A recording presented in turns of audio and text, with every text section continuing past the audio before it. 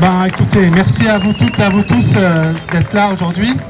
Ce qui n'est pas forcément évident, il fait beau. Certains auraient préféré d'aller à la pêche, mais bon, si vous êtes là pour les enfants, ça me touche. La première chose que je compte vous dire, c'est que le motif de mon retard, il n'est pas innocent. Suite à une récente vidéo avec Nexus pour le journal, enfin la revue Nexus, ce matin à 7h30, on a brisé la vitre de la résidence où je vis. La caméra de surveillance a été retournée. Alors j'envoie un petit message à Manu, hein, notre cher président Micron, pour lui dire évite ce genre de méthode parce qu'on n'a pas peur de toi. Si tu es incapable d'empêcher les pédocriminels de baisser leurs pantalons pour violer nos enfants, peut-être qu'à un moment on passera à la force brute. C'est pour vous dire qu'il faut avoir peur de rien et de personne. Et je continuerai à me battre jusqu'au bout pour vous toutes et vous tous, ainsi que pour tous les enfants de France.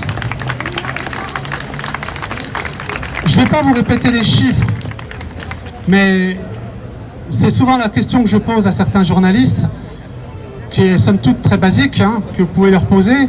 Est-ce qu'il y a quelque chose de plus grave que de violer un enfant?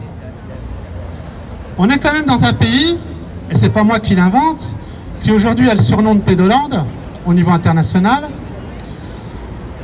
Il y a chaque 10 minutes un enfant qui disparaît dans ce pays. Ça paraît complètement délirant, mais c'est la réalité. Et c'est pas moi qui invente les chiffres, ils sont dans les placards de l'Assemblée nationale, du Sénat. Il y a eu moult commissions depuis plus de 10 ans. Ces chiffres, je ne les invente pas.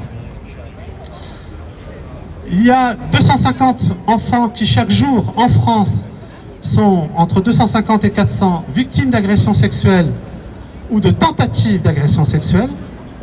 Et il y a chaque jour en France 2 enfants qui meurent. Alors, si pour certains, ce n'est pas une cause légitime, je vous surnommerai dorénavant appartenant à la pédosphère. Avant de commencer, comme je fais à chaque fois, je voudrais saluer, il est en prison aujourd'hui, un des premiers lanceurs d'alerte gendarme de métier, qui est Stan Maillot. C'est quand même assez incroyable qu'en France, on ait pu mettre une peine de prison à quelqu'un qui militait ardemment et qui mettait tous les moyens pour combattre les pédocriminels, pendant que dans le même temps, des pédocriminels en France prennent des peines de prison avec sursis. Alors quand la justice dit on manque de moyens, non. À ce niveau-là, c'est d'idéologie. Quand vous estimez qu'un enfant de 5-6 ans est consentant, ce n'est pas un manque de moyens. Et ça, c'est extrêmement important de le retenir. Donc, vous voyez, le combat, il ne se situe pas seulement en termes de moyens, il se situe aujourd'hui sur le plan idéologique.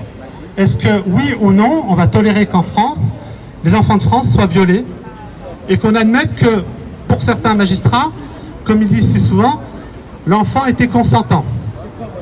Non? Très bien.